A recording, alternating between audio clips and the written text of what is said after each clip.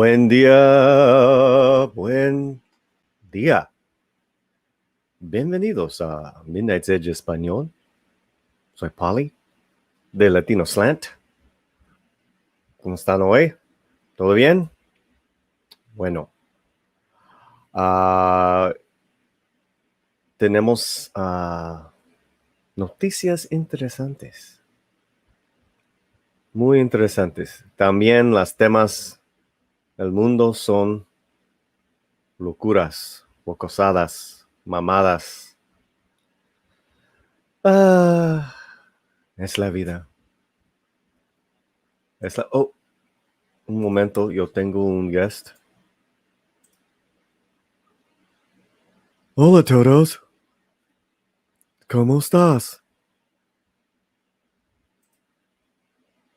Me gusta tacos. Por favor, págame. Págame mucho. Mucho págame. Porque el jefecito Andre no pagas. Y también él no le gusta tacos. ¡Qué lástima! Oh my God. Bueno. Ahora tenemos Diego y también Pablito. Hola a todos. Págame mucho. Oh, me gusta esta canción. Hola a todos. Bueno, pero antes a empezar, por favor, share this stream. Por favor. En el Twitter también yo tengo el streamo. Ay, hola a todos. Oh, veo que está por el chat. David Martin. Alexas Gunn, ¿cómo vamos? Tenemos a Donkisaurus Rex, Rick Lucy, Stephen Otten, hermano, ¿cómo vamos? El día de hoy vamos a hablar de algunas cosas interesantes. Perdóname, Pablito. Sure. Pero, ¿estás en dolor? ¿En dolor? Sí. ¿Tengo I'm problemas con tu estómago o espina? Thankfully not, but, well, those tacos can be kinda cumbersome, let's just say that. Tú necesitas practicar yoga. Yo practico yoga cada día en la mañana y también en la noche.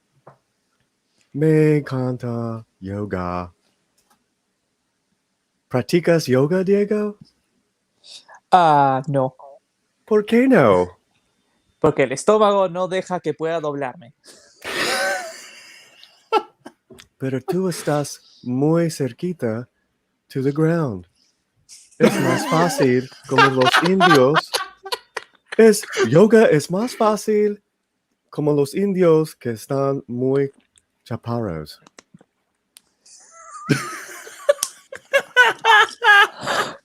Ay, Dios mío. Deje así, hermano, deje así, nos van a multar. No, es la verdad, no, es la verdad. Ay, qué divertido. No puedo. You know what's funny? I think my Spanish is better when I'm doing Tom X. Sí. Oh, fuck.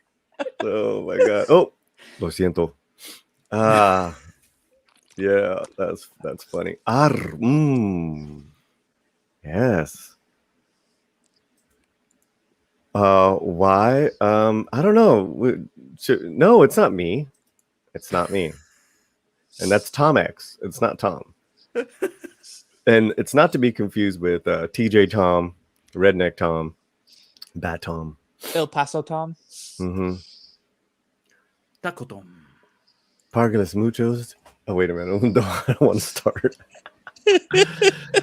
Bienvenidos a todos. Runner, Lord Runner, también D-Bud, Martín, Diego, Pablo. Con los países de Sudamérica, países de Ecuador y también Perú. Era la República Democrática de Perú a algún punto. Oh. Era así una vez. No comencemos con eso. Yeah. Don't start. Yeah. We're not going to get political here. Well, yeah. We're not going to talk about elections and shit. No. Please share the stream. If you don't know any Spanish, it's okay. We will be doing, we'll be doing a little bit. We jump back and forth. So yeah. We also put the stream up on Twitter, the link up on Twitter. Yeah, bueno. And hit the like button. So what's new in our world, amigos? A ver, empecemos porque el anime básicamente le importa un diablo lo que sea que digan los wokosos. Uh-huh. Segundo, se nos vienen cosas interesantes con Blade. Yeah. Pero vamos a hablar más al respecto del tema después. Y Diego, ¿qué más tenemos para hoy? Bueno, tenemos dos noticias interesantes también de Disney. Una es que están refaccionando y actualizando, entre comillas, The Jungle Cruise, ya el famoso paseo que como bonito, así relajado que tiene Disney World, ¿ok? Para hacerlo más friendly, llamémoslo. Uh-huh. Y después está el hecho de un movimiento muy importante donde 2,000 puestos de trabajo se están moviendo desde California a Florida, a Orlando específicamente. Y lo que esto puede significar. Entonces, ahí vamos a detallar un poco más adelante. Polly. Day One Alligators. Cocodrilos. Remember to also make sure you are subscribed to Midnight's Edge Español. Tenemos un nuevo video de Diego y Pablito on Neymar Submariner and the casting of Tenoch Huerta, la historia de Tenoch, su carrera, and a bunch of tidbits and good conversation on that. I'll have it up later today. Te lo prometo. Nice. Okay, who has the first story? Who wants to bring it up? Okay, let me get it on the screen. Yes, sir. Y while he does that, Diego está en los Estados Unidos ahorita con nosotros. Está en Colorado. Mm-hmm. In Denver, Mile High City. How's it been? How's the trip been? I mean, it's been fun. The only bad night was the one after the second shot. Oh, the jibby? Yeah, it was a very weird night. Wow. Why is Flickr? God damn it. I see that. Hey. There'll be no blaspheming. Oh, my PC has been misbehaving with the graphic card, so I do apologize for that. Pablito, ¿cuál es tu problema? I favor, hope no usar. Por Okay. favor, no usar el nombre de Dios I don't know how to say. Vano. Ay, Grayskull bendito. Malo, yeah. Desgraciado. ¿Qué haces besando a la lisiada? No, wait, that's another able to get. Wow. Okay, I'm sure there's no flickering now. Okay. Sorry about that. My graphic card is really dying at this point. I'm trying to solve that. Esto es lo que está pasando. Primero lo voy a decir en español. El staff de JC Staff Producer Atsuki Fujishiro básicamente está diciendo que le vale un atado de 3 buenas lo que digan los wokosos. Simplemente van a seguir haciendo las cosas como les gusta hacerlas y ya. Eso es excelente. Uh-huh. Un poco para actualizar a las personas, por si acaso nos están viendo, esto es una adenda a un episodio pasado que tuvimos donde Andrew comentamos sobre Evangelion y nos hizo una pregunta interesante sobre cómo sería la reacción de la industria ante las nuevas políticas y ante el occidente. Y un poco que esto es una continuación de eso y nos da una respuesta muy clara de lo que la industria, cómo la industria lo está tomando. Básicamente, lo está ignorando. Sí, y no sé si es que antes habían escuchado esto, pero Ken Akamatsu, el creador de Love Hina, estuvo en la dieta, habló específicamente sobre intervención de otros países en el contenido generado en Japón. Están empezando a haber nuevas leyes bloqueando la interferencia extranjera, específicamente por el lado de Tencent, que es una empresa china que ha comprado acciones en básicamente todo lo que es animación y videojuegos, y también por el lado de los Estados Unidos, con interferencias tal vez un poco más fuertes, digámoslo así, económicamente, porque hay gente que dice, por ejemplo, vamos a banear los mangas en los Estados Unidos, y ahorita el manga está dominando los Estados Unidos. En cómics es básicamente el 70-75% de las ventas a nivel de todos los Estados Unidos en cómics. También están hablando sobre banear anime. Sabemos que no va a pasar, sabemos que el internet no lo va a dejar. Pero bueno, esto es sumamente interesante. Esta es la clase de respuesta que uno espera ver de un artista con integridad. Entonces, y bueno, tal vez si es que leemos un poco. JC Staff Producer Atsushi Fujishiro has revealed that rather than changing things for foreigners, the seasoned anime studio behind such popular anime adaptations as Food Wars, Shokugeki no Soma and Prison School instead actively choose to simply carry on with our style. El productor de JC Staff dice que ellos simplemente continúan con su estilo, y como podemos ver, su estilo es agradable a la vista. Fujishiro, whose personal producer credits include the second season of One Punch Man and Food Wars, Shokugeki no Sama, the Fifth Plate, shared his thoughts on the general sentiment of the studio towards overseas fans while speaking with popular anime YouTuber Geekuk during the latest recent visit to GC Staff Studios building. Geekuk went to... That's good. Geekuk is... él es un gran youtuber sobre animes. Es más, muchos de sus videos explicando la situación sociopolítica en Japón y por qué algunos animes han aparecido es sumamente interesante, lo recomiendo. Es uno de los OGs, solo para que entiendan, o sea, de los primeros que hablaban de anime. Y seguir, ya toma acá si quieres. Sí, por favor. Sharing his observation that it feels like recently the overseas fan has a bigger voice in Japan, Giga proceeded to ask Fujishiro if you take overseas fans into account at all when making a product, or is that something you don't consider at all? To which the producer asserted, I don't think the overseas fans have caused big changes in our style. When I think about it, the Japanese style of animation has been well received overseas, said Fujishiro. So rather than changing things for foreigners, we simply carry on with our style. Eso es todo lo que necesitábamos en la vida. Y aquí, por ejemplo, podemos ver a Tornado de One Punch Man. Fujishiro concluded his response to Giga's question by noting, while we are aware of overseas fans, we generally don't make changes for their sake. What do you make of Fujishiro's comment on JC Staff's outlook towards overseas fans? Let us know your thoughts.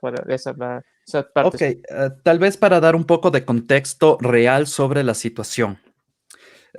Por ejemplo, aquí en el Ecuador, en el año 2011 teníamos 13 millones de personas. Mientras tanto, en Japón tenían sobre los 130 millones de personas. Tokio es una ciudad grande, pero está dividida en diferentes prefecturas porque no se puede manejar como tal. Es muy difícil manejar toda una mega ciudad, y esto es realmente una mega ciudad. Normalmente tienes una cantidad tan ridícula de personas que no importa qué es lo que saques a la venta, va a tener algún crecimiento. Por ejemplo, animes o mangas de super nicho que salen, se transforman en animes solamente porque tienen 1 o 2 millones de ventas de unidades. Eso es un montón para nosotros, pero para ellos es, vendí un poco, se merece una temporada de anime. Y así tienes cosas como Lemon Project y otros terribles animes. Pero también quiere decir que no importa qué es lo que vendas, vas a tener un mercado, vas a tener un nicho específico o particular para ti, que incluso puede crecer y convertirse en un movimiento internacional como Toho Project. Entonces, el tratar de tomar en cuenta a un público fuera de Japón no es una buena decisión económica. Desde el punto de vista de manejo, no es una buena decisión económica. Si matas el interés del público en Japón, ni siquiera hay la posibilidad de que te den una traducción. ¿Ok? Por ejemplo, si es que el creador de One Punch Man, se hubiese ido a algo completamente wokoso, One Punch Man no hubiese sido el éxito que fue. No hubiese tenido un anime, no tendría estatuas, no tendría... incluso ahora se vende carros con pintura específica de One Punch Man, porque la gente está dispuesta a pagar. Pero esto empezó siendo un nicho en un webcómic. Y eso pasa con muchas producciones, con la mayoría de producciones se podría decir. E incluso producciones que llegan demasiado lejos de ciertas formas. Suelen tener alguna clase de confrontación con el exterior, pero normalmente los problemas en el interior de Japón son los que pesan. Por ejemplo, lo que pasó con Tsukasa Fushimi, que es el creador de Uma no Musume. Es un anime que incluso sacó su nueva temporada recientemente, Pretty Derby. Y básicamente él lo que dijo es, estoy tratando de conseguir financiamiento para las series en Japón y para todo el material que estoy haciendo en Japón. No, a los artistas que están haciendo imágenes eróticas con mis personajes, no lo hagan porque están revisando esa información para darme el dinero. Entonces, eso ya ha pasado que algunos artistas tienen que pedir a sus fans que se contengan de hacer cierto material para conseguir el financiamiento. Ahora con la intervención de los Estados Unidos se está volviendo aún peor. Y por eso es que el gobierno de Japón y los mangakas se están uniendo para pelear con esto, para pelear la intervención extranjera. Creo que una forma bien sucinta de ponerlo, sí, la situación es un poco, ¿no? Es un poco tensa ahorita, pero al menos Japón está mostrando que está tomando los pasos para proteger la industria nacional y entonces al menos en el futuro cercano podemos ver que la industria del anime va a seguir siendo su ritmo, no va necesariamente a ir al ritmo de cualquier persona. Entonces, por ahí estamos bien y significa que ya tenemos una respuesta más clara de lo que a esa pregunta que nos hizo Andre sobre cómo iba a reaccionar Japón. Ya tenemos la reacción de Japón. No van a hacer nada, van a seguir adelante como siempre. Y listo. Koalas en la lluvia. Koalas en la lluvia. Pero, okay, let's do this a bit in English just to translate. This is the real issue. There's a lot of pressure from Tencent, a Chinese company, and the United States media to change anime and to change manga and everything. But the Japanese have this huge market inside of Japan. By the numbers, you can basically sell anything on Japan and you'll get at least a niche, if not better. So basically, if you want to keep having that, you cannot obey to the Western market because it's a different market. You are not assured to have a success. You only can assure that you will have people on Japan that will consume your product. So making these changes don't really make sense. And I was talking about the creator of Uma no Musume, that is anime about horse girls. Weird, I know, but it's Japan anyway. And he was asking to his fans to stop making lewd content while he was getting the financing for his show. because there was this tendency of the studios to watch what people is doing on social networks with your characters to avoid any issues in the West. But now they are trying to avoid that. They are trying to generate a fully contained market that then exports the final product without any change. So that's the response from Japan. And basically, we don't care. We are doing our stuff, and we are happy there. Mm-hmm. Yep, pretty much perfectly summarized. So Japan will continue its thing. Mm-hmm. On to the next story. Okay. Pauli, do you have any question? No. What's the next story? Okay. I mean, did we talk to the chat? Yeah, that will be nice, actually. Mm-hmm. Meanwhile, I will get the relocation story. Okay. Because Blade, I think the Blade is the last one. Is the best one. I was gonna say, yep. Meanwhile, Ricky Lucy, he says, "May the Japanese resist change to the production. Don't mess with success, I say." Exactly, and that's the point. The Japanese industry is moving right now in the United States. If you go to the manga, it was supposed to be the comic section, is the manga section. They have over 75% of the sales in the US. So basically, Japan dominates without doing any change, without transforming their art or changing the kind of characters they like to do. They are dominating the US market. Mm-hmm. And Jesse Miller, a friend of the channels, has said to us, "Death Notes, that sounds toxic. Let's change it to transition note." Oh, God. I actually get it. So, and says, "Me gusta el anime tal como es y no quiero que cambie." Exacto. Y no va a cambiarlo por el momento. ¿Qué diré? Si es que tratan de cambiarlo, Japón se va a levantar. Japón está orgulloso del material que producen ellos, están orgullosos de su contenido, están orgullosos de su historia y eso no se lo van a quitar.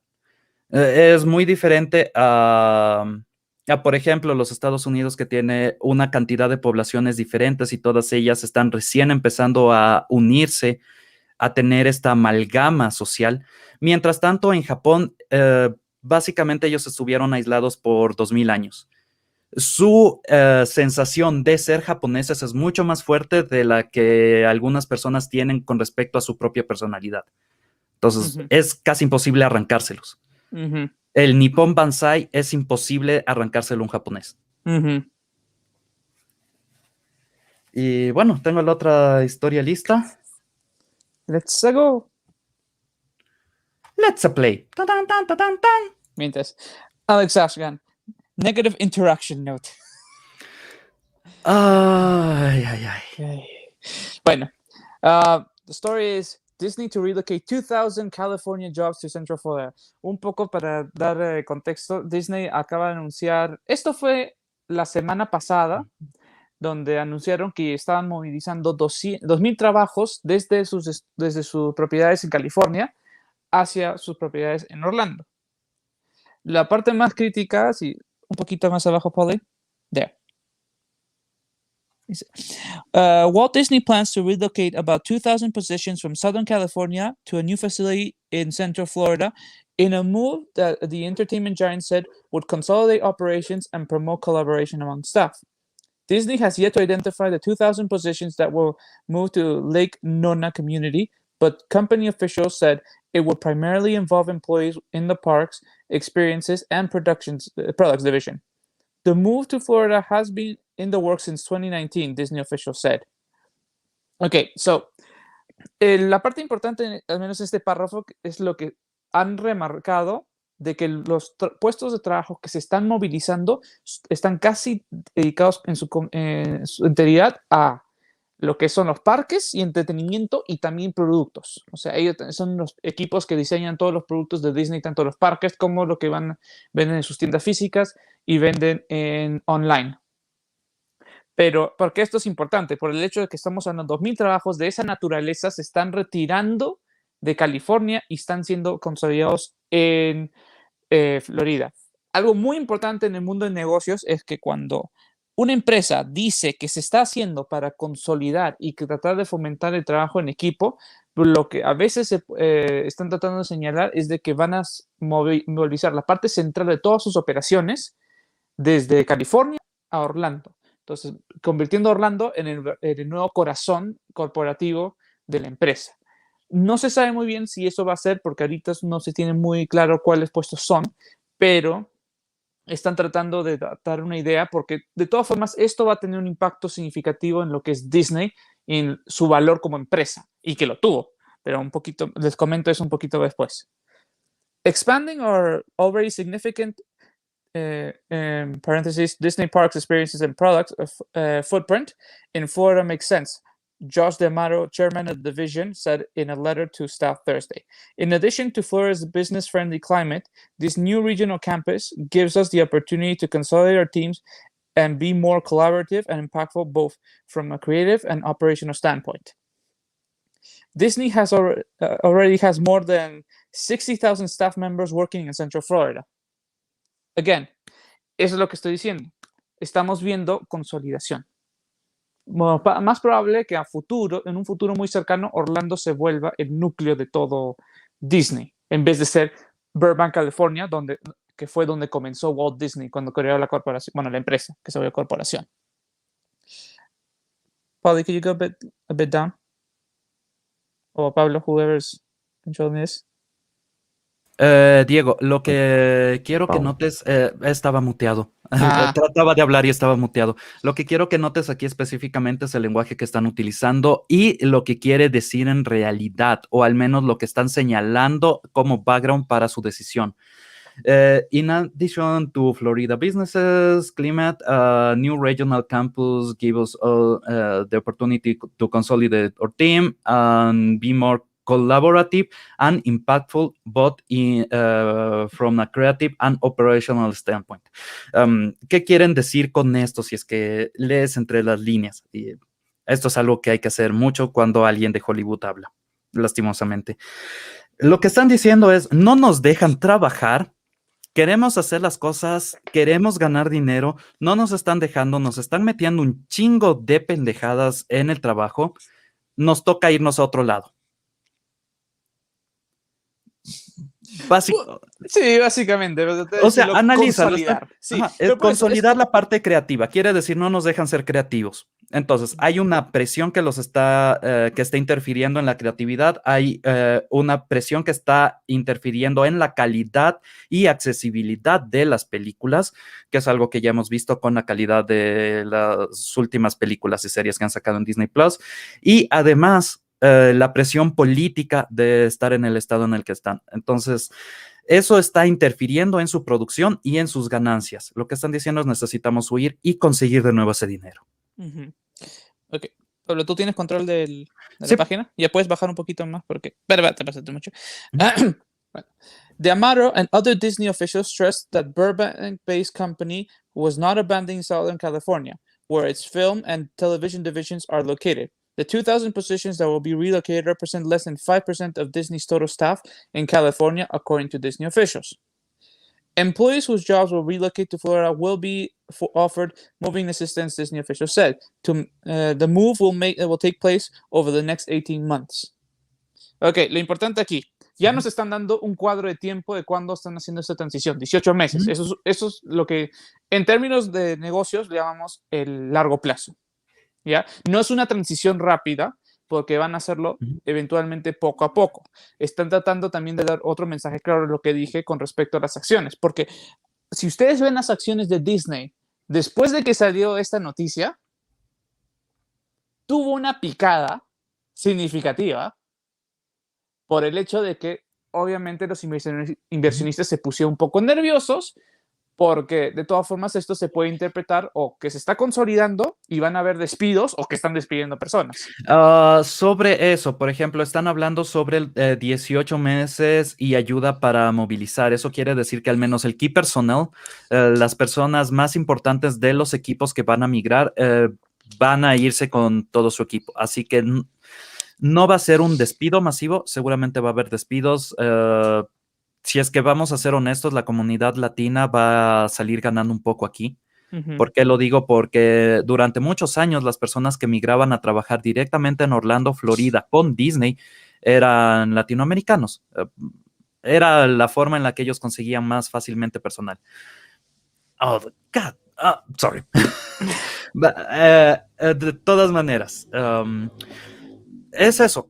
Vamos a tener un cambio y quieren mantener cierto personal. Eso es Ujú. muy importante. Quiere decir que confían en cierta parte de sus operaciones, pero no confían en la manera en la que pueden moverse dentro de su situación actual. Ujú. Bueno, y hay algo importante acá, este párrafo es muy importante porque hace un énfasis en algo que no debería necesariamente ser hecho énfasis en, ¿ya? Que dice, the decision to relocate California positions to Florida seems to have been made before Disney's appointment in 2020 of Bob Chapek as its new chief executive, replacing longtime leader Bob Iger. D'Amato was promoted to take over Chapek's role of overseeing Disney's theme parks. Iger became executive chairman of the Disney board.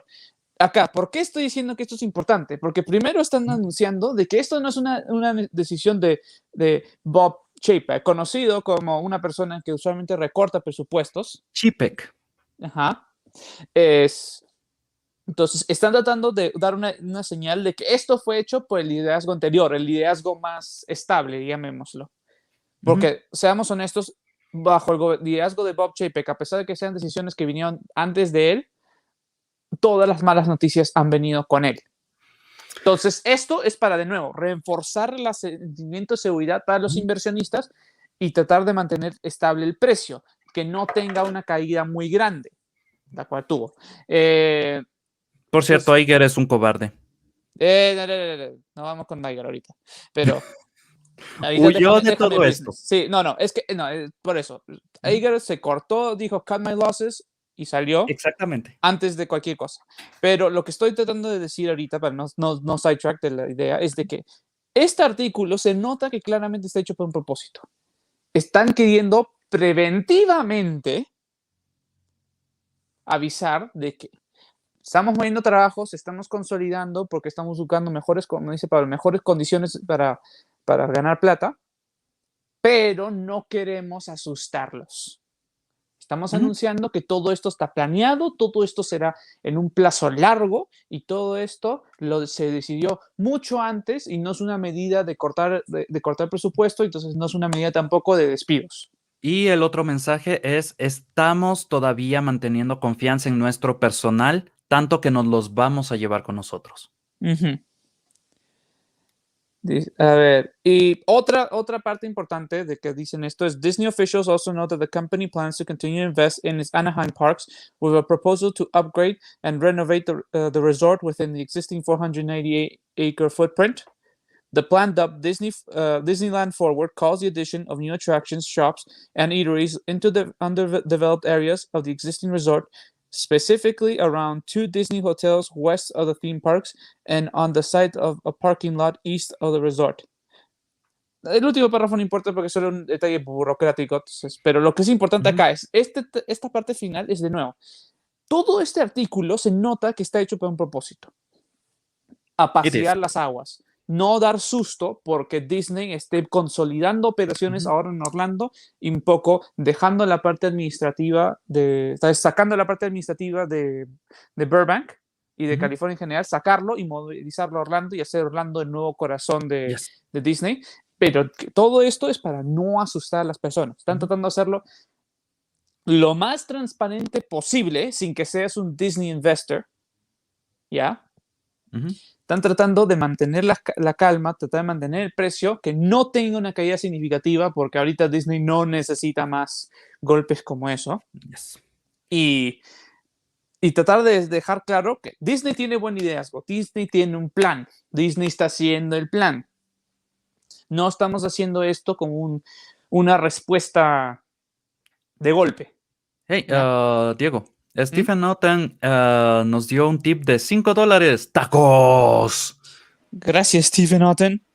Son 5 tacos de $1. Y que él dice, I have to hit the road while I have the weather on my side. We'll have to leave the chat, but I will be listening and hope everyone has a great day. Thank you, Stephen. Drive safe. Thank you very much. Did someone say tacos? Tacos. We got paid. Tacos. Oh, yay. Taco, taco, burrito, burrito, taco, taco. Oh, South Park used to have so much to. Yes. gracias, Stephen Alton. And taking advantage that we started in English again. Yeah, let's translate a bit what we are. Just a quick Sí. summary. Yeah, yo for hablo those inglés. Okay. it's the fact that the reason this article came out on the 15th was because Disney was making a clear move of consolidating 2,000 jobs from California to Florida, and they know that if they do not make it as transparent as possible and make it clear that this all is part of the plan, this was all designed before 2020, before Chapek even took office as the head of Disney. Mhm. And so, trying to take into account that they're trying to prevent the price from having a significant drop because of people feeling that Disney is maybe taking a knee-jerk reaction, or they're maybe firing jobs because unfortunately Bob Chapek has a reputation of cutting budget, and that includes that nickname, and that also includes firing. So to mitigate any fear of maybe Disney firing 2,000 people, they're making it clear we're doing it in over a year and a half, making it the long term in the business world, and we're also doing it in a very controlled fashion, and that this was all designed from the beginning, and that we are also not abandoning California. We have plans to increase it, to invest in it, and improve it. And also they are signaling that they are keeping key personnel on the jobs. They will actually make them fully go to Florida, fully move to Florida. So that's basically saying this is not even about we don't trust our employees or anything. We just need to move. Even though at the end of the day, when you see this, the stock market, Disney did receive an impact on the stock price because of this news that came out. It was still considerably smaller than what it could have been if they hadn't said anything and the news came out, 2,000 jobs are leaving California going to Orlando, and that's it, you know? Well, this is something that is kind of normal for this kind of companies, and that's why if you are a president of these companies, when you take these kind of decisions, or you at least say it out loud, you know that people will go against it. So the actions will suffer no matter what. This is not the kind of thing that you will say just to get people hyped.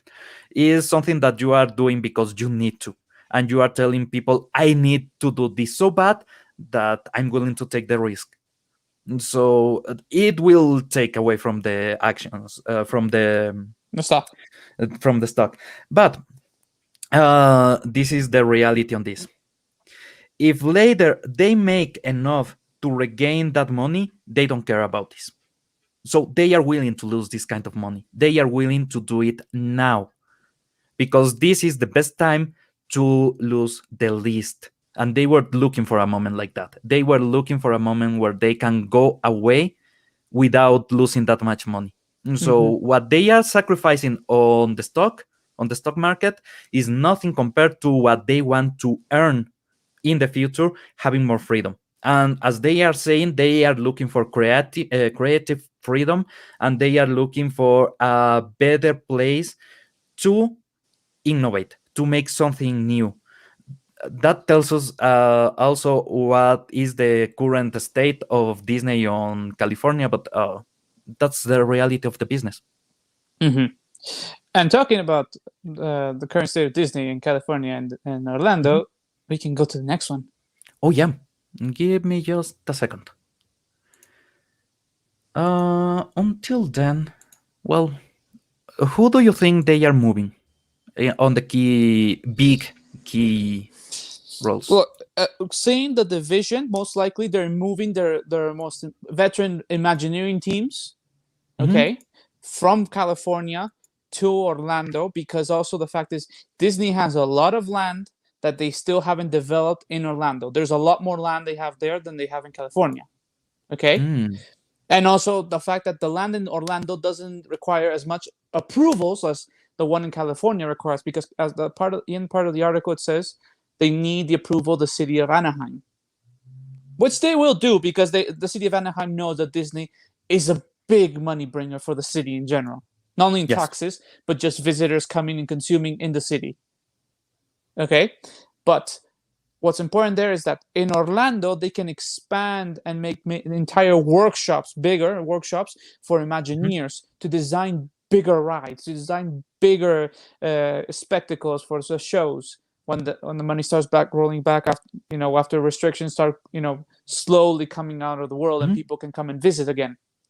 So there is the space, there is the capacity, and I believe it's mostly the Imagineering teams. Because also Imagineering usually has a part as well as in product design. Many of the merchandising items that Disney has the Imagineering team at least in a consultation, so that if they have products that they want to have any nods to the rides, there is a complete and utter cohesion between them. So I believe those teams are the first ones that are going to move and establish themselves. And if Disney is going to do what we think it's going to do, most likely make bigger areas for the Imagineering team so they can make bigger rides as part of the renovations that are actually related to what we're talking about. Do you think they are moving some personnel on the movie side? Not yet. Not yet? Oh, interesting. Not yet, because I'll put it this way. If we're talking about movies and TV, for Disney, it's more obvious. If they want to do because of money, they're going to move them to Georgia before they move them to Orlando. Interesting. Yeah, I can see that. Georgia, they have tax exemption, tax cut, and incentives for that, for doing productions in Georgia, TV and movies, comparison to what Orlando has or what California has. That is why it's a very key. That's why I believe they mentioned that the film and TV divisions are staying and not the park divisions. Yes. Pauli, please share the screen. It was right where we are going to go. Yeah. There you go. Diego left. I found this one this morning on NPR. So take this, consider the source. Yeah.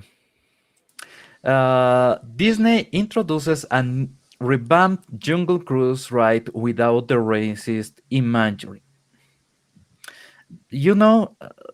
Song of the South used to play a lot here in Ecuador, also the Tres Amigos. Those two movies, I love them. I really love them, and I'm really bummed out about what they are doing. Well, I'm back. It's not a stream of ours without StreamYards kicking me at least once. Oh man.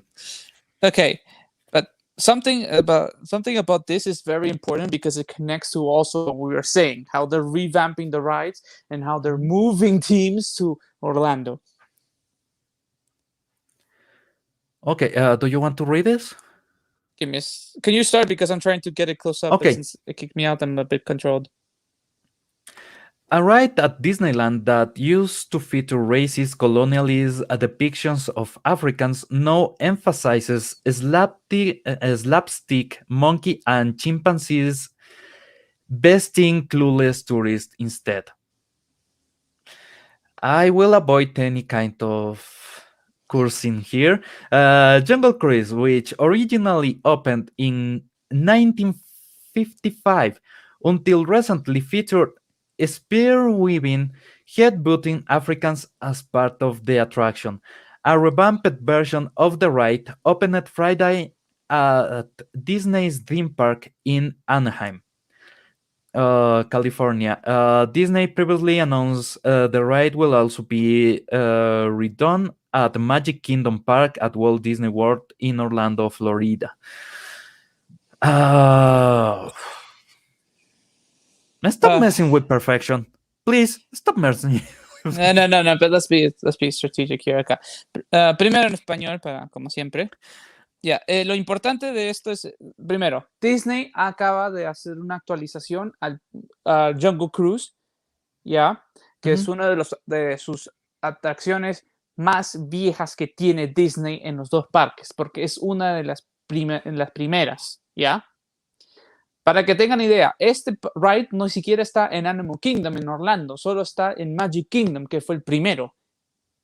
Yo lo sé porque yo he ido a ese ride más de una vez de niño. Era mi ride favorito, después de Indiana Jones. Y lo importante es el hecho de que esto coincide con otra cosa. El hecho es de que tenemos la nueva película que sale a fin de mes, el 30 de julio de este mes, sale la película de Jungle Cruise con The Rock, ¿ya? Y hay este nuevo ride que están revamping y lo más probable es de que están tratando de conectar lo que sea que hagan en la película con el ride.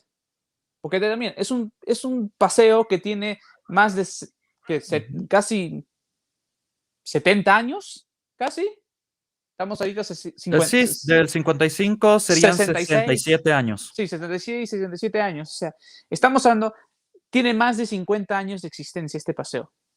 Y esto no es coincidencia, lo están haciendo por la película. ¿Ya? Pero el problema es esto. Este ride, como está construido de una forma que sí, reflejaba su época. Había ciertos estereotipos, sí, pero también es porque es lo que sabían la gente en esa época, no sabían más. Entonces, habían las historias de los exploradores que los persigue un animal salvaje, que es como, por ejemplo, la escena del inicio del artículo, donde el rinoceronte lleva un montón de un explorador y sus asistentes hasta en el árbol. ¿Ya? Esa es una de las cosas originales, pero porque esas son historias que la gente que iba a África como explorador en el siglo XIX, inicio del siglo XX, regresaba contando esas historias. O también los cazadores, igualito, es que los hay. No es que no sea. Hay cazadores, no necesariamente headhunters, esos más de otras culturas en Asia y en América Latina, pero de todas formas había gente que era de nativos que eran agresivos a exploradores y a personas que venían al continente. ¿Entienden? Y entonces son historias que se plasmaron y se perpetuaron y simplemente, como esa era la experiencia que tenían los Imagineers, se construyó. Y Disney no está tomando en cuenta que esa es la experiencia que todos los padres han tenido y que quieren que sus hijos tengan cuando vengan a Disney. Ahora sigamos para poder... Solamente más para acotar una pequeña cosa. No sé si alguna vez has visto memorabilia comprada en África. No. Tiene bastante de lo que tenía anteriormente esta. ¿Por qué? Simplemente porque es algo que a ellos también les gusta comercializar. Punto. Sí, pero por eso digo, es una experiencia plasmada que ya puede ser, como dicen, algunos errores, algunos mantenimientos, malas traducciones, ¿no?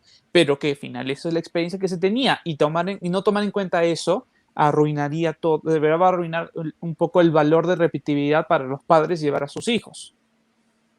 La conexión sentimental. No, I got some photos I'm uploading of the depictions.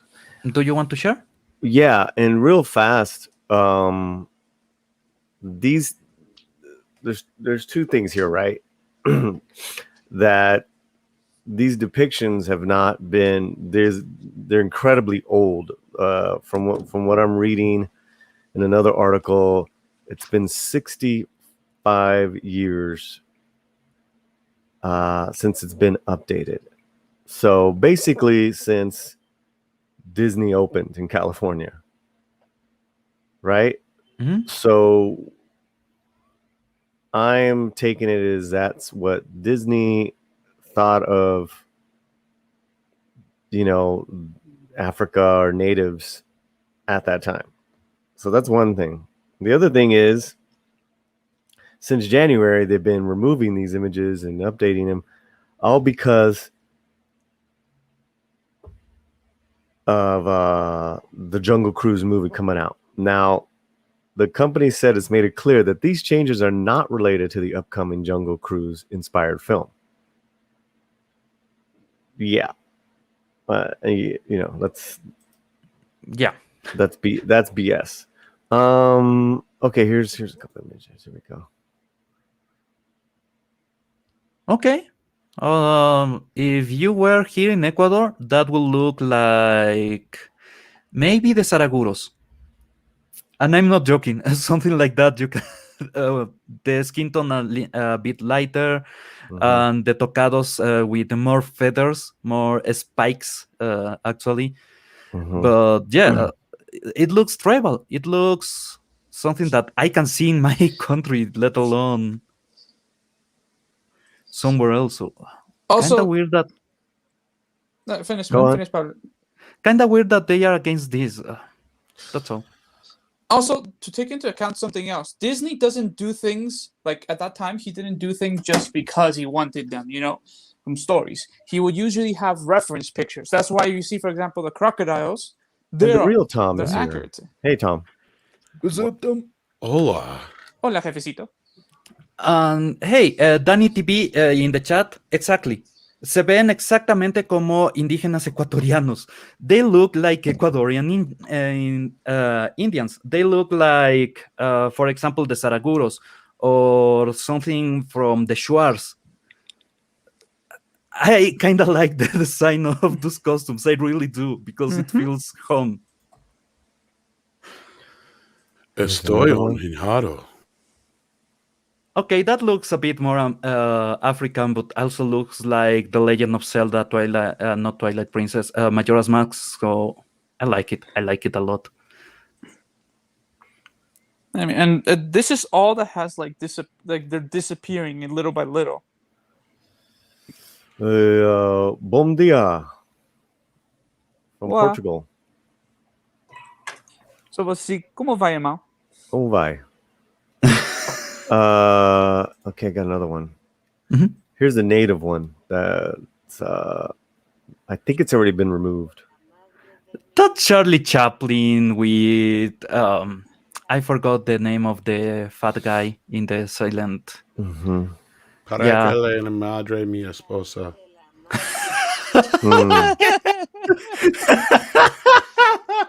No, por favor, no.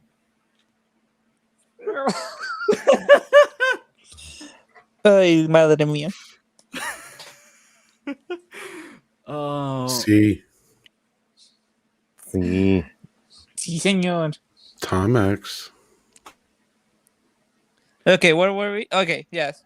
se ve como ¿recuerdas el gordo y el flaco? Sí, sé cuáles hablas. Yo también me olvidé completamente el nombre. No Sí, puedo el buscarlo. nombre en inglés me olvidé, lo lamento, pero es exactamente eso.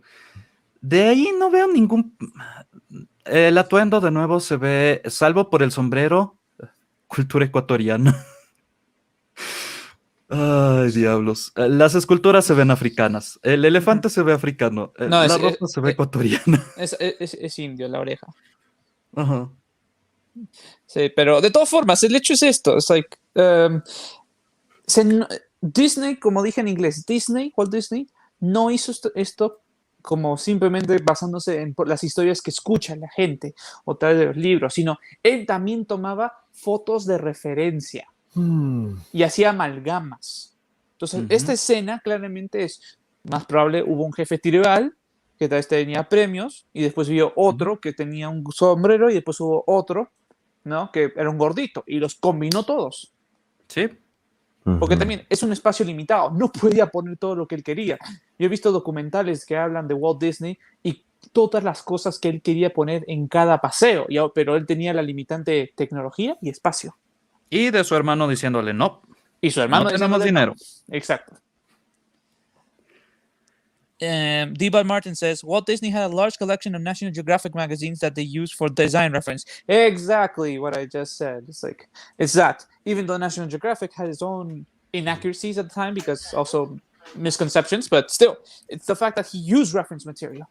And now that they're changing it, it's a very clear lack of understanding, first, of Disney's design, what he wanted, and also a bit of, as you said, Polly, a bit of BS that they're trying to, they say that it's not related to the movie, but it's clearly this change, the timing, everything is related to the fact that at the end of this month, the movie comes out and they want to connect it, but it's not gonna. But because they say it's not related to that, it has nothing to do with that. People are, responding in a very negative way. El ratón es malvado. Sí, el ratón es malvado. El ratón es maligno. No confíen en el ratón. No confíen en el ratón. And also something Sí.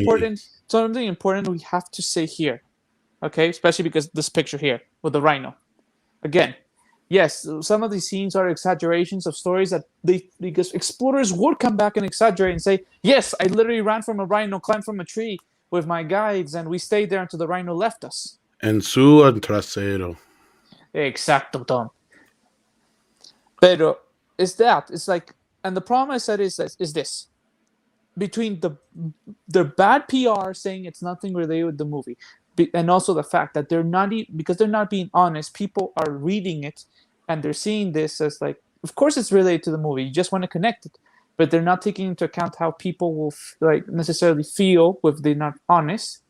That if I was a dad right now and I saw this being done to the rides, most likely I would get a plane ticket, go to Orlando with my kid to see to see the ride one last time as it was originally made and how I grew up with before they change it. So at least my kid has the same experience I had as a kid with my parents. The bottom line is that people who grew up and the ones that take their kids to Disney to have the same experiences, they're not going to have them. And Disney's not understanding that. They're gonna lose money because of that. They haven't understood how important is family and legacy in the consumption of anything. And let's just be honest. They want to have a lifestyle brand, right?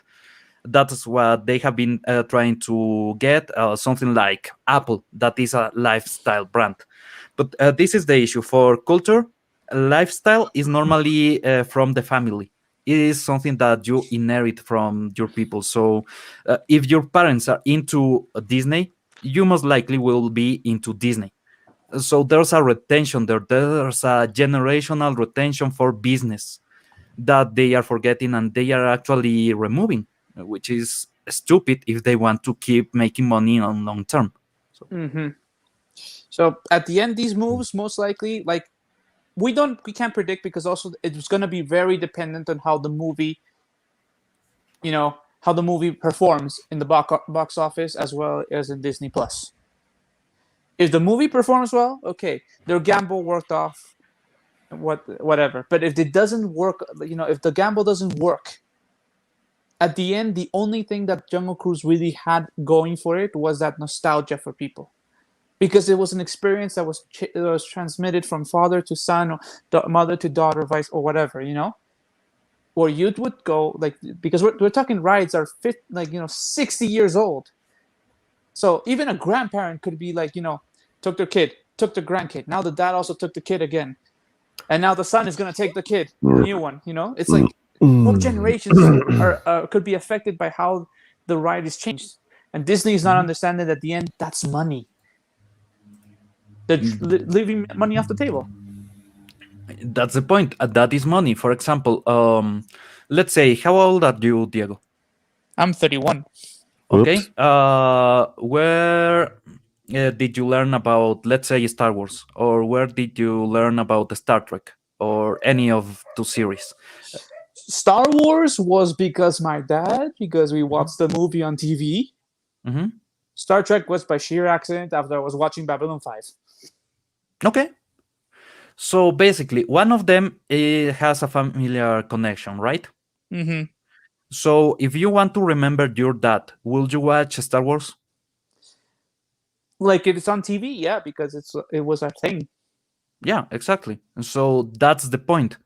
When I, for example, want to get near my granddad, I will watch a movie that I used to watch with him, or I will do something related to those franchises, and I will spend my money there because I want to, because I have a nostalgia feeling, but also a sentimental feeling from my family. That is way more important than nostalgia. It's bigger than nostalgia because it goes deeper into your soul, into your heart. So if I want to, for example, get some joy out of what I experienced with my grandfather, I will watch the Superman movie. Mm-hmm. Yeah. That is the reality. That is something that there's a lot of parents that show the movies to their kids and show the toys and everything to their kids. The kids grow up and they remember their dad and they want to buy the movie or re-experience something that is important for the business. I mean, that's why I gave the example. If I had a kid right now, I would go to Orlando before they change it, because to have the same experience I had with my dad when I was younger. Well, the same experiences, because I took that ride like every single time we could and we were in Magic Kingdom. I would go on that ride with my family because, as I said, it's one of my favorites. And you will show it to your daughter or son to say, I went here with your grandfather and I want you to feel this connection same as me. Exactly. So that's what we're saying. Basically, if they change it at one point in the day, I'm not going to be interested in necessarily taking that ride or even going to the park. I will more likely go to Universal at the rate they're going, because I have more to gain in experiences in Universal right now for me in nostalgia than I do with Disney as it's changing. And that's what we're trying to put. These changes are putting money off the table. So. Y por cierto, si es que no has leído lo que Midnight Edge nos pide, demos clic en like, dejémoslo tan plano como el trasero de Brie Larson. Eso es demasiado plano. Sí. Demasiado plano. Bueno, y ahora ir a la última historia de Well, de hold hoy. on. Before that, Oh, just got a. What is Hector saying to me? Is he starting to fight? he's saying Tenga su like. Have your like. Have a like. Have your like. Yeah. Heavy like? Have your like. Here, have your like. No, you have your like. Oh, okay. Well, I just got on Who's Twitter. on first? On Twitter, I got I'm learning all kinds of Spanish in the chat. tagged on this. No comparto esa opinión. Star Wars. What does that mean? Marvel celebrates mighty Latin heroes and creators in Marvel's Voices Comunidades #1. Wokosadas. You know what La Bamba is in Spanish? La Yeah. Bamba. La All Bamba. new stories starring Miles Morales, Ghost Rider, America Chavez, and more coming in October by Marvel. This is just published. Here we go. This October, Marvel Comics is proud to present Marvel's Voice Comunidades. This is the latest one-shot in the groundbreaking Marvel's Voices series. Is it groundbreaking, guys? Do you guys know if it's groundbreaking? No, para nada. No. Okay. Marvel's Voices will continue the tradition of highlighting the cultural richness of Marvel Comics and uplifting new voices in the comic book industry. Following the success of Marvel Voices Legacy and Marvel's Voices Pride, Comunidades will turn the spotlight to Latin heroes and creators from the Marvel Universe.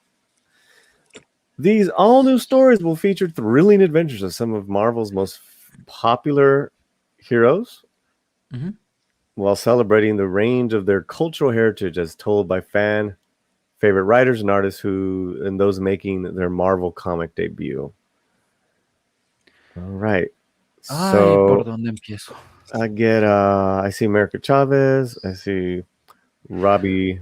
What is it? Robbie Robles? Oh, Rodriguez. Okay, voy. Ghost Rider. How do you say this? Miles Que Morales. lasa pasa su cara? What's happening to his face? What's wrong with your face? Oh, yep. Okay, let's begin with this. Voy a ir un poco en español. Primero que nada, América Chávez no es latina ni es americana, es del espacio exterior. Y su poder es golpear estrellitas en el espacio. I'm so lost. America Chavez is a terrible, terrible character that is not even Latina. She just came to Earth. She is an alien. She has nothing to do with America or Latinos. Nothing at all. She is an extraterrestrial life form. And her power is punching into the air to generate these portals with the shape of a star. It's a really stupid character. Básicamente esa es la realidad. América Chávez ni siquiera es latina. Vamos a empezar por ahí. Segundo, Miles Morales es completamente norteamericano. Tiene el apellido Morales, pero es nacido en los Estados Unidos y uno de sus padres es norteamericano. Su madre es latina. El personaje al principio de Ultimates me gustaba un poco. Cuando salió la película me encantó, por eso mi perro se llama Miles Morales. Pero para ser completamente honesto, lo que están haciendo con él en los cómics no me gusta para nada. No planeo gastar mi dinero ahí. ¿Ok? Ghost Rider, me gusta. ¿Qué puedo decir? There's Me no gusta. white people at all. No, these are Latin stories. So who's going to talk to the cops when they show up? Oh my God. Not you. Quesada. Okay, writer Terry Blass introduces a new hero in an action-packed adventure spinning out of his acclaimed Reptiles series. Terry Blass, New York Times best-selling. Oh, I think this is a friend of Tom's. Daniel Jose Older revisits the legacy of Marvel's first superhero of Latino descent, Hector Ayala, aka White Tiger, in an inspiring story rooted in real history. Catch up with the current White Tiger, Eva Ayala, when author Amparo Ortiz has the young hero confront the dark nature of her powers. Travel to the past with writer Juan Ponce to witness Nina the Conqueror, the Brazilian sorcerer supreme of the 1950s. Nina's a conqueror. Nina the Conqueror. Nice. Conjurer, sorry. Battle the raging nature spirit known as Anhagna. Yo soy Plus- Añaga. Okay, that too. Plus an introduction by renowned comic scholar I went to Mexico once and got Anjaga's Revenge. It was horrible. Friedrich Luis Aldama about the history of Latin heroes and creators in the comic book industry. Stay tuned for information on the stories in this collection, including works by Carla Pacheco, Alex Segura, Leo Romero, Edgar Delgado, Nico Leon, and more. Have I been racist enough yet today? Yeah, pretty racist. Okay. Marvel Voices has an amazing force in comics, letting creators from so many backgrounds bring our heritage and identities to Marvel stories. Pacheco, who recently penned Marvel's Voices essay for Marvel.com, said, I'm honored to bring this very personal story from my own childhood to the book through Robbie Reyes. Any more commentary, guys? Ay, chingados, puras Wokosadas. Y por cierto, Quesada arruinó demasiados cómics. Por favor, sáquenlo de ahí. Dejen de darnos mal nombre a los latinos. Saquen a Quesada, por favor. Háganme ese favor. Solo denle un trabajo dibujando con crayones en la calle. Algo así. Sorry, I dislike Quesada a lot. Me gusta Lara Flor, una semidios en Future State. Sí. ¿Realmente? Sí. Mi problema real ahí fue América Chávez. Ella ni siquiera es latina. En América Latina no queremos héroes artificialmente latinos y ese es el punto. Por eso es que no me gusta América Chávez, porque ella no es latina, es del espacio. Y luego vienen y nos dicen, pero tienen que aceptarla como latina. Todavía ni siquiera nos aceptamos como latinos a nosotros mismos y quieres que aceptemos a alguien que viene del espacio. Oh. Empecemos primero generando personajes que tengan alguna sensación real de latinidad, de nuestras culturas como tal, si es que quieren hacer eso con respeto, sin irse a Wokosadas, sin tratar de quitarnos la masculinidad o tratar de remover partes de nuestra cultura. Hagan un personaje completamente latino. Va a sonar como una especie de Rambo en los cómics, pero así pasa. O sea, qué pena, hermano, así somos. Que no les guste, pero no somos América Chávez. No somos América Chávez. Yo solo diré, después de recuperar el aneurisma que me dio, es el hecho de que solo voy a ponerlo en esta frase en inglés que me gusta para Miles Morales. What the have they done to my boy? Miles Morales era el único personaje que yo podía defender de los sucesores de los héroes de Marvel. ¿Ya? Me pareció interesante. Pero ahora es un personaje plano. Y Dani, sí, necesitamos a Calimán. Eso es lo que necesitamos. Ese era un superhéroe mexicano. Mexicano, chico. And Calimán is from the 50s. He is the original comic book superhero for Mexico. Calimán was the shit, and I still can buy the comics, the old comics, in quite a nice condition here in Ecuador, and it's amazing. The stories are amazing, and they I have love a this radio song. show. What? Dude, It's Calimán, calling me bananas. no, Calimán is something like a mix between a magician and the Phantom. Something between Mandrake and the Phantom. And it's really good. The stories are really good. So it's crazy that they are not taking advantage of Calimán, but they are trying to get these new superheroes that nobody likes. El superhéroe de los 50 es el santo. Sí, cabrón.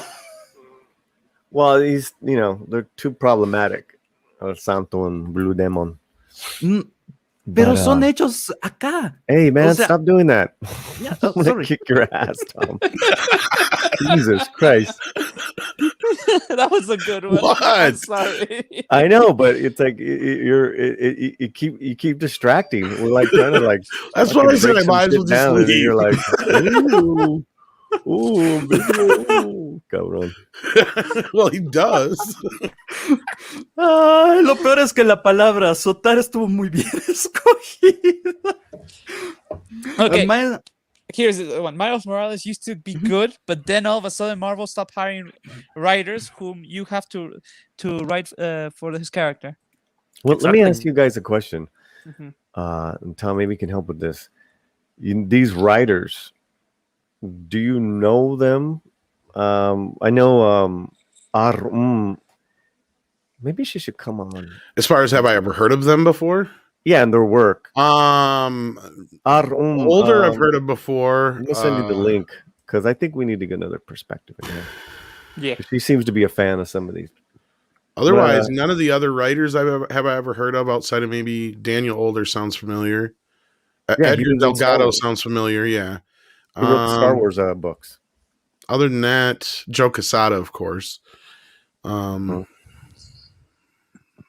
Not too many of the other names. George Perez. Yeah, I know George Perez. Okay, yeah. So other than that, though, no, none of the names look too familiar.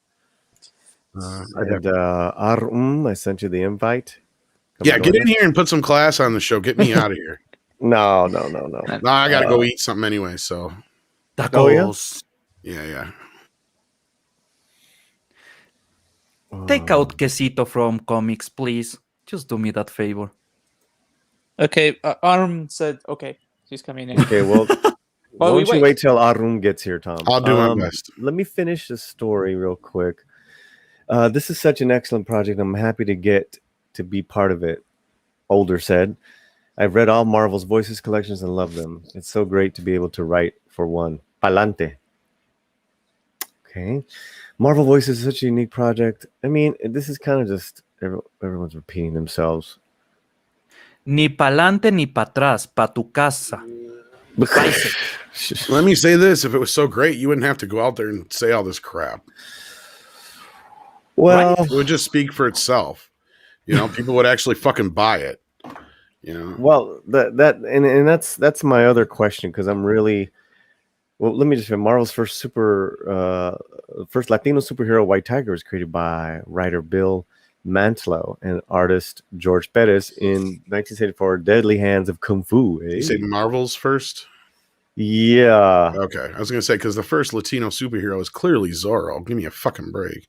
Okay, so as long as this is Marvel, Right. Since then, Marvel has introduced many new Latino descent, and we are joined by the wonderful, the beautiful Arum. Hola! Wow. Hola. Hey. just showed up and I can leave. Oh, stop. Hola. Hi, how is everyone?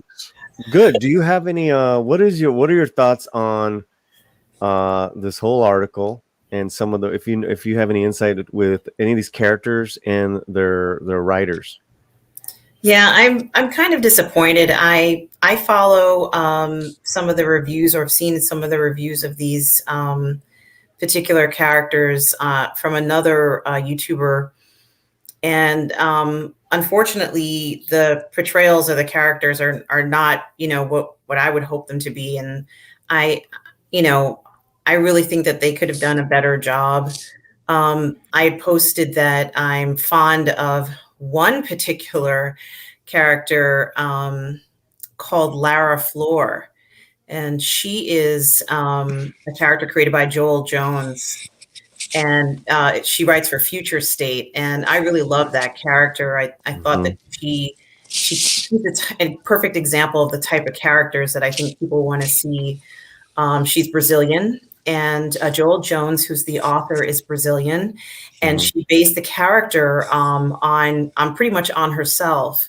And in appearance, but also she looked at some of the lore from where she lives, and incorporates that into her books. And I think taking a more historical approach is kind of what we need, because I love to learn more about culture, and I'm fascinated with it, and it really kind of grabbed me. And I think it's important to reflect that culture a little bit in some of these stories.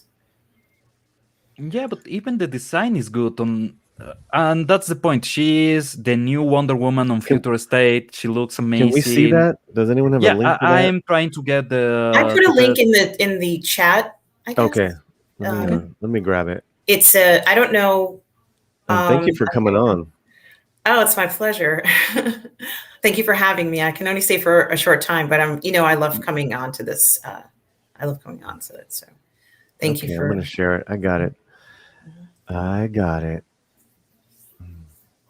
wait, that's not it. Oops. I can't remember. I think I put Yara Flor, and you'll see there's a link after that somewhere in the chat, but I don't know how much you can see in the chat because it was a live chat. So sometimes it'll, progress farther than you can. Well, here's what we put up. Okay. So Yara Flor. Yeah, I've talked about her before. So you follow Yara? Yes. Okay, I have a good picture shared on. There she is. That's her. Yes, that's her.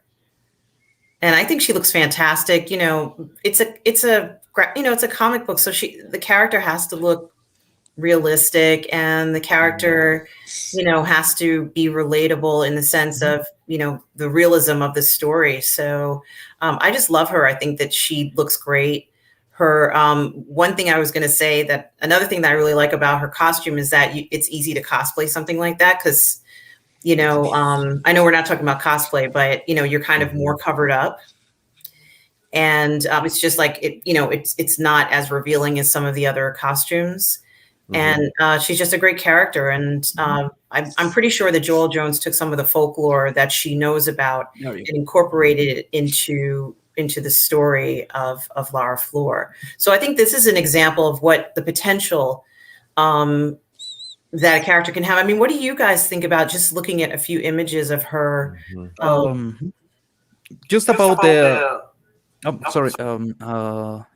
Just about the costume. If you want to do it on cosplay, you can do it with Warbler, and the rest is spandex. Quite easy to do, but it will be flashy. Shoulder, quite easy to do. You need to get some padding, extra padding, because it will get some shaping. But anyway, this is a costume that you can do, and is both sexy and kind of stylish, let's say, because there's some really sexy but not so stylish costumes, like something from Air Gear. Those ribbons and everything, and that's the clothing. No, this is something that you can actually make, and it will look badass. So yeah, I like it. The character, she's good. She's decent enough. I have nothing against her.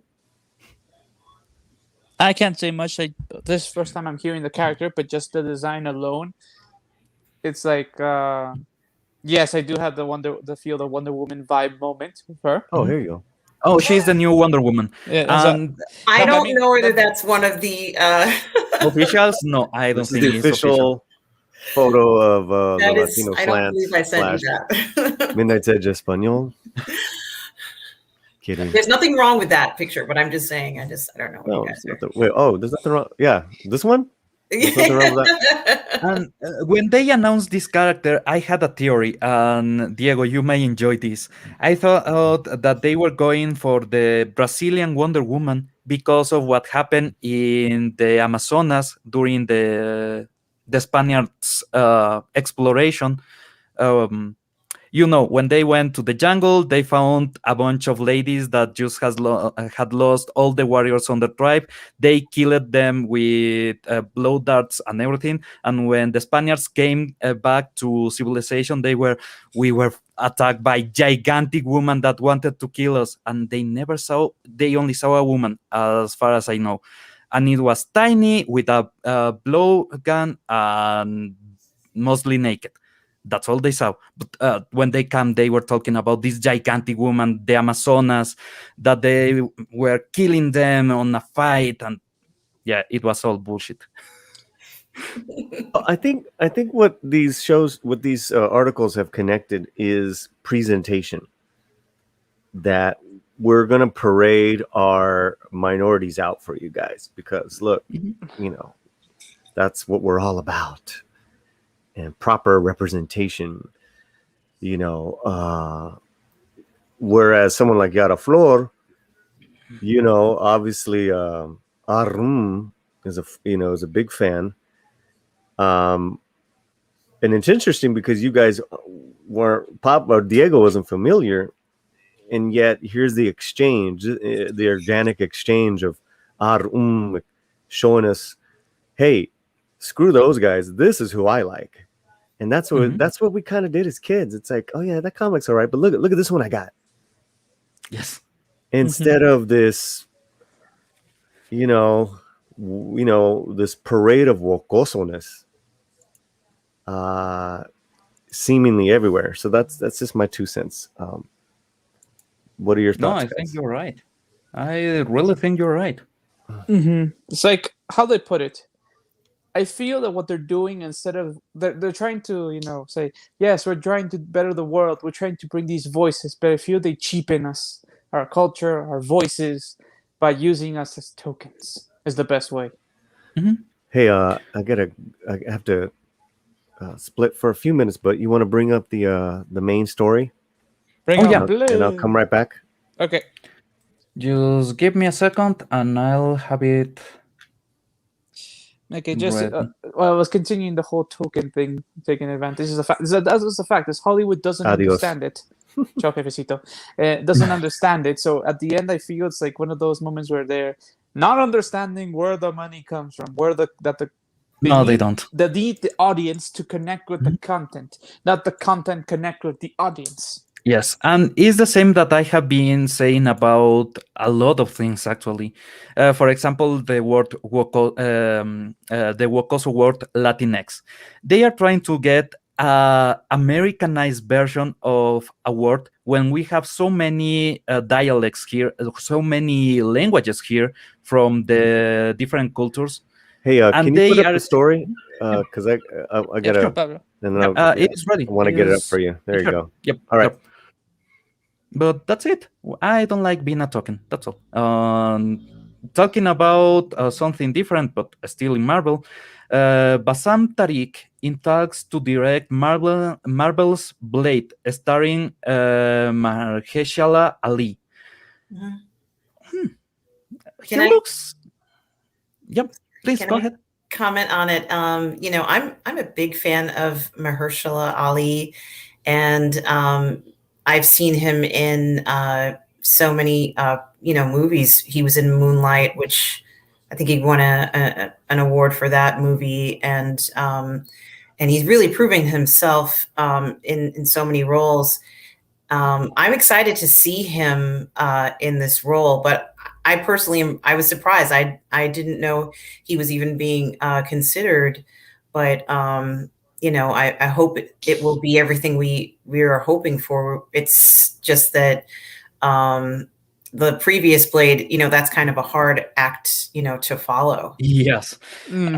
Even I like Blade 3. I like Blade Trinity, to be honest. There's some good scenes, especially the last fight when the original vampire is shape-shifting and everything, and I like that.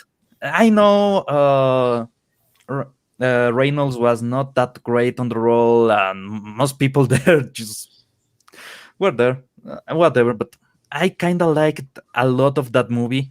I just don't enjoy the script. Mhm. It had potential, but it didn't perform. Yeah, but Ali, he has a Blade face. He really does. He has a good face for the role. The director has a face like he's giving up on life. Qué malo. Bueno, ¿Tengo o no tengo razón? así, en esa foto no la ayuda, ¿ya? No le ayuda.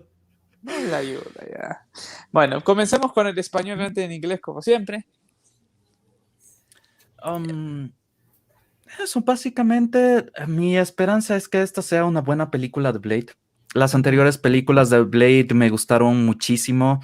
Blade 1, yo todavía hago chistes sobre la magra, porque la magra era la cosa más divertida de ver en pantalla. Los efectos de PlayStation 2 eran terribles, y cuando Blade está peleando y corta en el aire y se separa esa masa de sangre, entre comillas, rosada, es tan divertido ver eso. Pero el final original de la película hubiese sido mejor. Para los que no saben, el final original de Blade, de la primera Blade, salían y el mundo todavía estaba en el apocalipsis. En la versión que salió en los cines, salen de donde se realizó el ritual de la magra y el mundo está normal, se despiden y básicamente Blade va a continuar su misión. Pero en el final original, el mundo estaba destruido, salían y el mundo estaba en llamas, el cielo era rojo y básicamente Blade estaba en un mundo solamente de vampiros. Que es interesante, era lo que quería ver. Blade 2 tiene estos vampiros que abren la quijada y tienen 3 partes en la boca que se ven bastante bien, se ven un poco como Alien, pero con la lengua afuera y todo. Blade 3 tiene Pomeranians con ese diseño. No sé. Tiene Pomeranian. No sé por qué le hicieron eso al pobre Pomeranian. Pero existe, tienen un Pomeranian Vampiro. zombie vampiro. Lo que voy a decir de Blade 3 es, me encantó el hecho de que trajeran el vampiro original y básicamente él no tuviese las mismas debilidades que los demás, porque es el primero. Porque podían haber ido la lazy route y haberlo hecho como un Drácula donde es débil al sol, es débil a la plata y todas esas cosas, ¿no? Igualito. Ya, pero solamente es uber poderoso y se transforma en un murciélago gigante, por así decirlo. Nada más. Básicamente sí, y ese es el punto, es el dios de los vampiros, por eso lo estaban buscando. Y es sumamente interesante ver a Blade en una situación donde él realmente está en desventaja. En la primera película estuvo en desventaja porque se dejó sacar la sangre por su madre. En la segunda película estuvo en desventaja porque no quería matar a la vampira que le gustaba. En la tercera película estuvo en desventaja porque el man que revivieron era un cabrón. Era un bendito Dios. Era un bendito Dios. Podía llegar y aplastar a quien sea.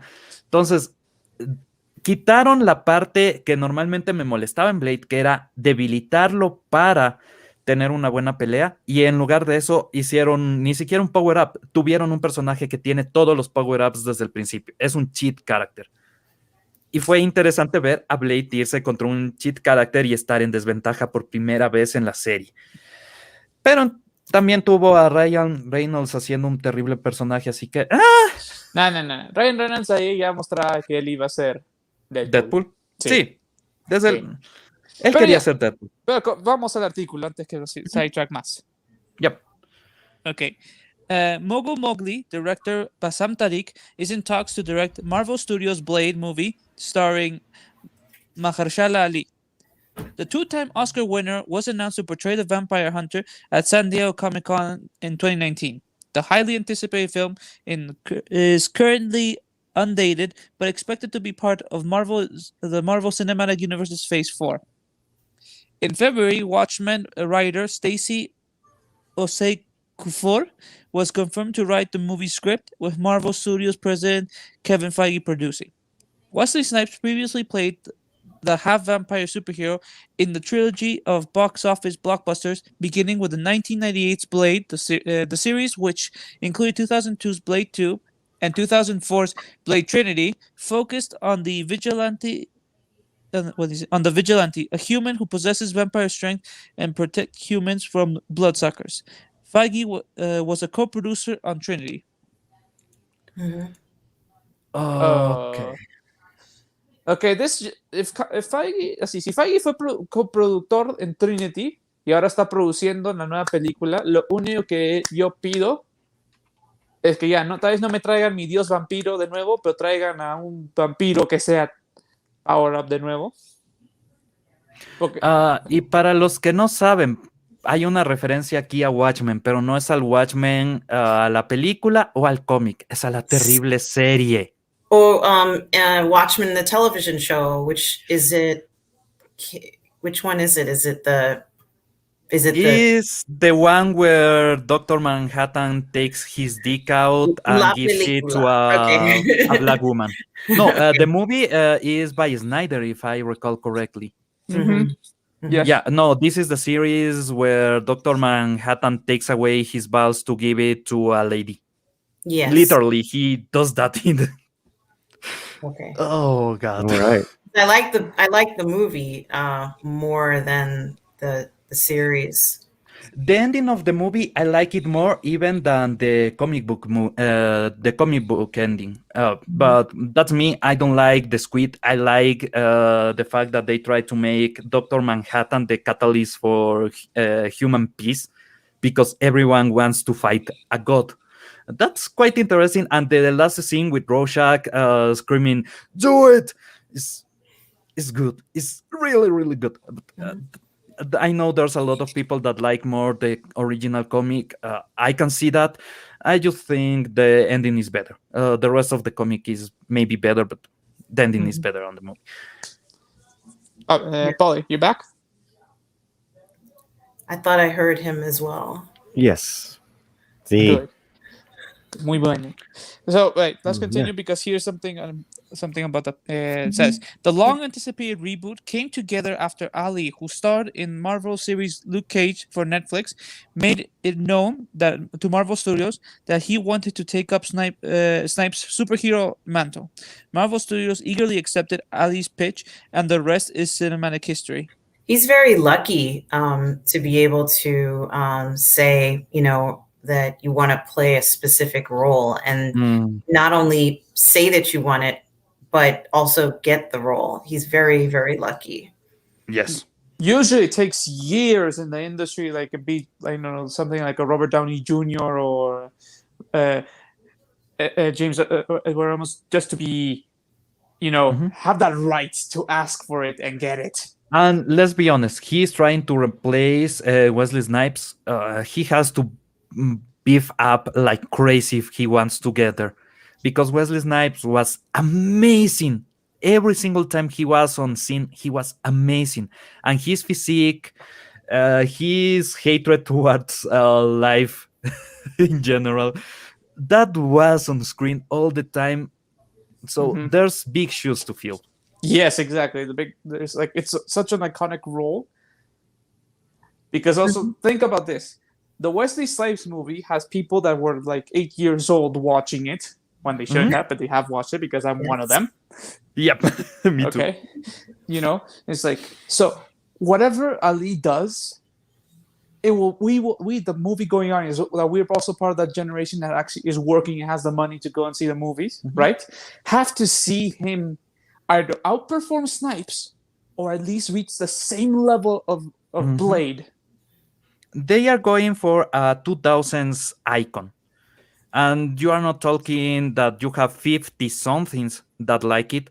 You are talking you have 20-somethings or 30-somethings. That's the key demographic for Disney. If you see the studies that they are doing, if you see how they are handling everything, we are the demographic. Millennials and barely Gen Xers are the ones that they want the money from. And Wesley Snipes' Blade 2 and Blade Trinity are part of our culture, part of the way we see the world. The sword with the piece that opens and cuts the people's hands off. The design, I have seen people trying to get that design perfected on forums from 2005.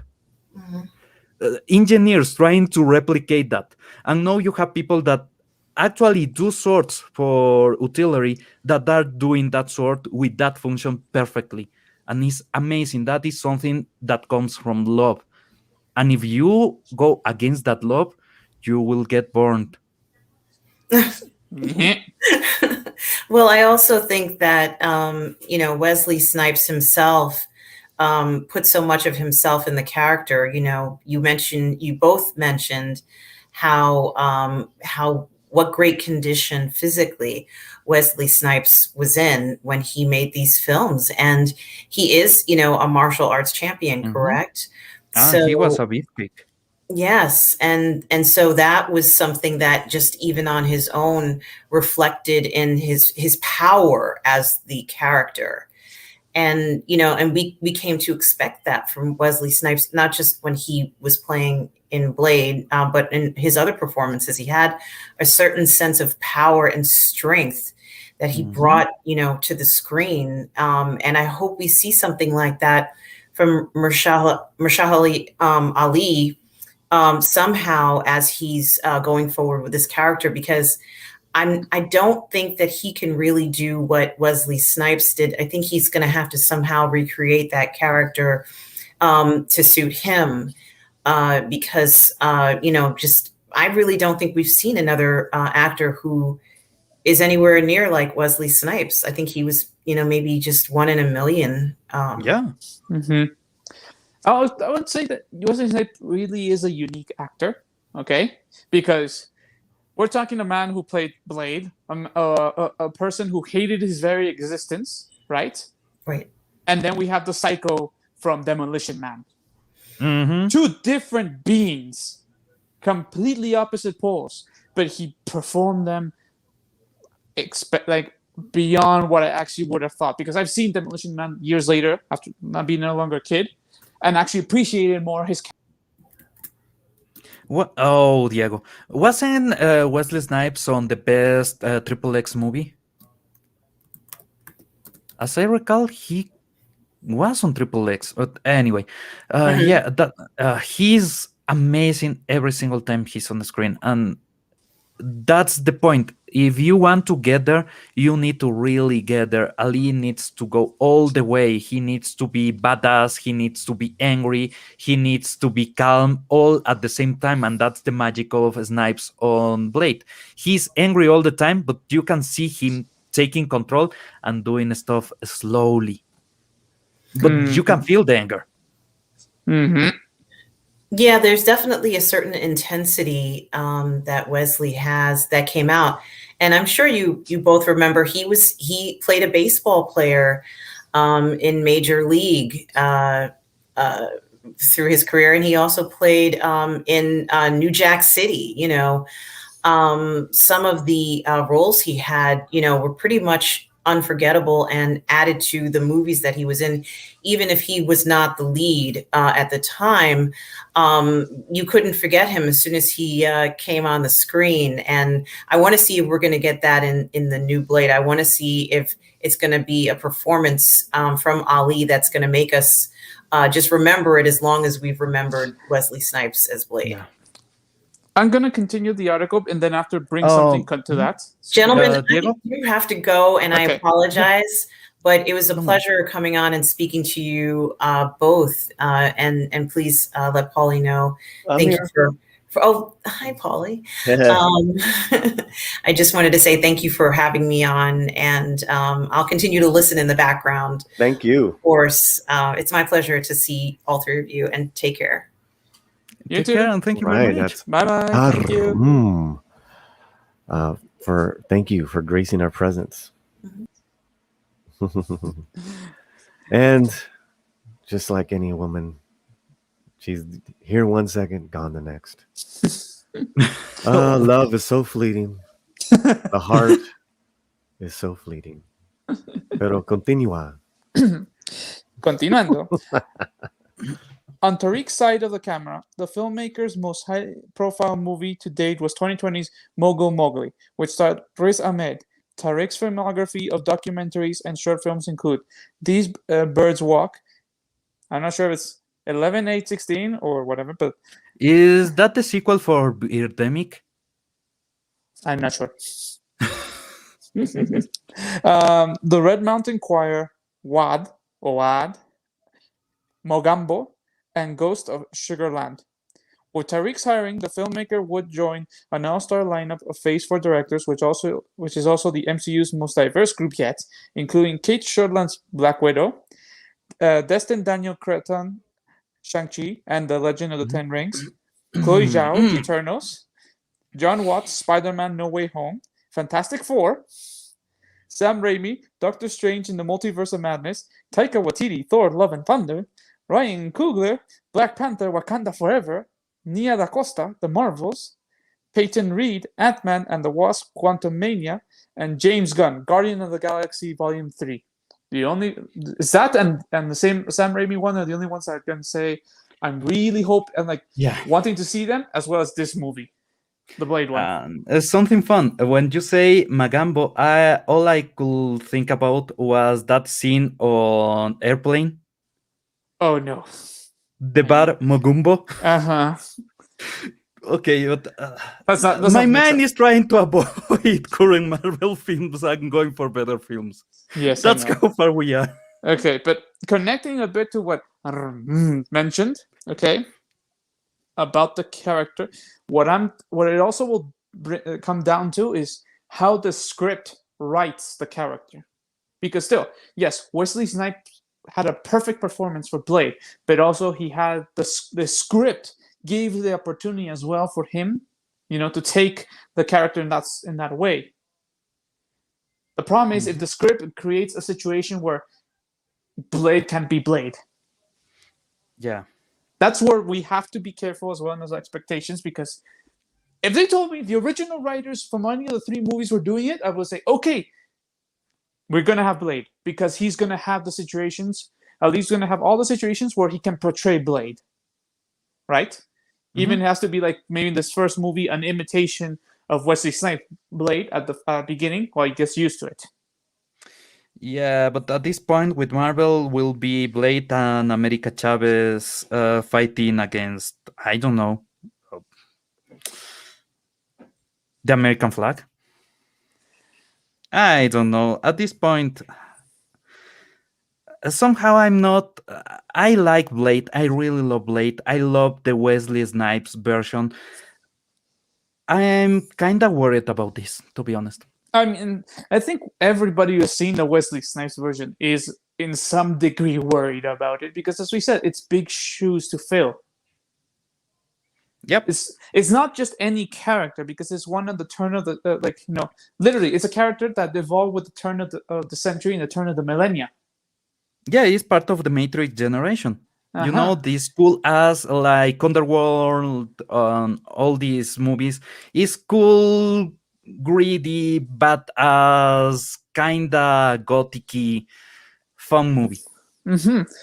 And so it's like it has a very high bar to cross, because it's not like the other movies. We didn't have a previous Captain Marvel. We didn't have a previous Iron Man. We didn't have a previous Hulk. Well, actually, we did. But yes, we did. But you get what I'm saying. It's like we didn't have like certain characters that came to the movies and had an impact as Blade did. Yes. And so it's a very different beast of what we're seeing. And I don't really know the director's work, right? Because also it's not confirmed he's gonna be. He's in talks. We don't even know at the end of the day if he's gonna be it, right? But the problem, my only concern is the fact that his movies have always been more documentaries and short films. He's never done a proper, film fictional film. He's either doing a documentary, which are long, or short films. And so it's like, does he have the experience to actually take charge of such a big movie? And T-shirt that historian is quite right. Blade and Underworld both borrow very heavily from Vampire the Masquerade. That's a role game, and you are completely right. But that's the fun part. They were making an RPG on screen look really crazy good, and that's fun. That's the fun. And that's what they are missing out in current movies. They are not fun. They are not stupid fun. They are not even barely fun. They are boring. And that's the problem. That is like, that's most our critique of this, is that we don't want this movie to be boring, because it could have a serviceable script. The director could do his job correctly and follow the script properly. Ali could portray Blade correctly, right? But the problem is, what happens if you have all that and you just get a meh or a boring movie? It will anger us a bit. I won't lie. If I see a boring movie, it's going to be worse than if it were a bad movie, because at least a bad movie, I could feel, some emotion of anger at what they did to my boy. And you can joke around and everything, but yes, a bad movie. But a boring movie, you can't even do that. It's like the phrase, "It tastes like ash," comes to mind. Yeah, pretty much. And that's it. You can't do much, and that's what I believe is our greatest worry. It's not that they be bad, it's that they be boring. Yes. But, well, let's wrap it up, and let's hope at this point, I don't know if they are gonna take from any RPG. I'm not sure if they are gonna take from classical literature or anything. They are just gonna do whatever they are gonna do, and let's hope it's good. I mean, I think the best thing we can also tell people right now is that, just in case Tariq does become the director, we should give him a chance, in the sense of go and see whatever all his short films and his documentaries, right? And try to see how his filmmaking style is. Because we could be saying all this with lack of information, and at the end of the day, the man is actually some kind of genius. But because we don't know him, we have preconceived notions of what could possibly happen because of previous history with Marvel. And it's Hollywood 2021. Yes, and it's also that. So it's like I still say we should give the benefit of the doubt, at least to watch whatever he's done, watch it, and then based on that, get ourselves a proper idea of what it could be with him. Yep. Because, I mean, his movies could be really, really dark, and they could work with Blade, because Blade is a very dark character and a very dark subject it touches.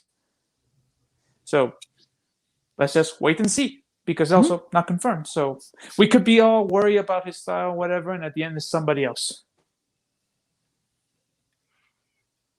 All right. Oh, Pablo, well, let's go around the horn. Okay. Say our goodbyes. Let us know where you're at. Bueno. Me pueden encontrar acá los martes y los jueves in Midnight Just in Español. Sometimes you can find me also in Pauly's streams when he has a very interesting story about our Latinidad. Or sometimes you can find me in Geektripology streams. See ya. Bueno, yo tengo el canal Geektripology. También estoy tratando de revivir Randomeando, espérenlo pronto. Y también cuando Pauli me tiene alrededor, y en general estoy por el internet causando alguna clase de desastre. Qué bonita es la vida. Okay, everyone have a good day. Buen día. We'll be back Thursday morning. And don't forget, tomorrow night on the Latino Slant, 6 p.m. Pacific, we're going to have a special show. The singer of Santana, Andy Vargas, is coming on and performing live as we raise money for a documentary on a mariachi group. So action-packed tomorrow night, and check out all our videos. I'll have a video up of the boys talking about Namor, the Submariner, very soon. Okay, we'll see you when we see you. Adios. Adios.